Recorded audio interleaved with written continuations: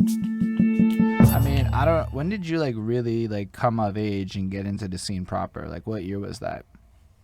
I would say it's probably around like Nostalgic Tomorrows was when people started taking me like a little more serious, I guess. And then after that, I was just building resume. And when did Nostalgic Tomorrows drop? Was it That was 2000? 2011. Okay, so that comes out, and then I know that I come into the scene somewhere in the 2012 era, and at that point, everybody loves you. At least in the world that I'm a part of, I don't know about the whole city, but my Facebook knows who you are at this point as I'm discovering it. You're at like all these shows that I'm seeing. You're at like I'm seeing you're at all the weird shit I performed at. You're not just at like the regular shit I performed at. You I were like the like, weird shit. yeah, like you got involved in a whole bunch of stuff.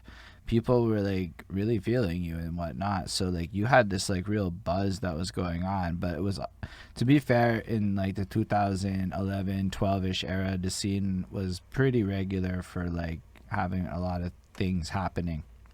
There was a lot of momentum happening. So what was it like coming into it in that era? Because keep in mind that people today and now coming into it, they don't know what it was. I have my memories, but even then it was 2012, and I was just coming into it. I didn't know shit all about shit all. You were there, other people were there. Like literally, the first like local event I went to, you were there, and I remember freestyling with you outside the bar one time. And then like this like the CFC, it was at the CFC. Oh Oh, man, so like, CFC. what was it like being a part of that wave? It was like a community, man. It was like a lot of people that you bumped into doing the open mic circuit, kind of like comedians do. And then you had your staple events, like there'd always be an open mic on Thursdays or Tuesdays. I did a bunch of Wednesday CFC shows, and you would just sort of like build this run of places that you would do, and there was this never-ending resource of just like different artists you had done shows with, putting on different shows, being like, "Hey, you want to rock this one?" I'm like, "Hell yeah!" "You want to rock this one?" "Yeah!" And then we would all throw each other a set and do set for set, and you ended up rocking like every bar in Montreal that way. So I just sort of kept piggybacking off that and So just you would trying to. also throw events? I threw a couple events. I was better at rocking events because I'm not an organized person. So yeah, definitely like throwing on events was challenging. I did throw like a couple yearly events where I would always blend hip hop and punk rock kind of thing and just do like two different genres. So that was like something I remember throwing a bit. Damn, I think we had a lot of fucking problematic flyers on that shit. Now that I think back to it, um, yeah, man.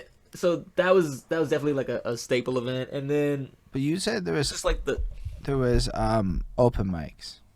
yeah. There, maybe I was just ignorant to it. By like 2014, there was a couple of open mics that I could think of. Not really a lot, and they were all on Wednesdays, so you could only go to one, at least for where you could rap. Yeah, I 'Cause- think shit died down. Or like, so can you talk a bit more about this open mic circuit and like let's say make a case for the power of it? Because let's say where I'm going with this is 2021 is now. The world's going to open up inevitably. And then how do we recreate this community and get this kind of camaraderie that creates this ecosystem that gets like the average person who is not involved in the music scene to want to show up to these events because it's the thing to do? that was always the challenge. The majority of these events was always just like other artists and drunk people that stumbled in. Um, yeah, there was one in the basement of Brutopia. There was one at Crowbar. I think there was one at Grumpy's. Um, shit, there was one at Piranha Bar. I think there's that one at Atwater Metro. No, not Atwater. Fucking Barry Ucam.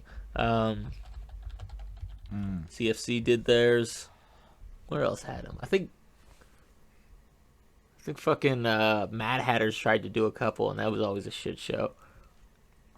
But yeah, there was just like this circuit of places you went. A couple places in NDG too. There was the No Damn Good skate park that used to throw shows, um, which is Interesting. where I got inspired for that name. I'm like, oh okay.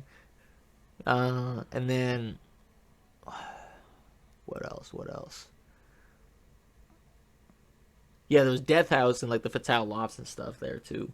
But yeah, there's just this whole like intricate network of people putting on shows, and then you would just meet people through other shows. And also, this was back in the days when KOTD would have battle raps in Montreal. I don't know if they still do. I feel like No, everything's but gone DMS now. has events for those that want Oh, to like go into that, and they're like doing their thing, and they're like putting in the work to like kind of recreate that, but like make it our own rather than be like a KOTD Montreal.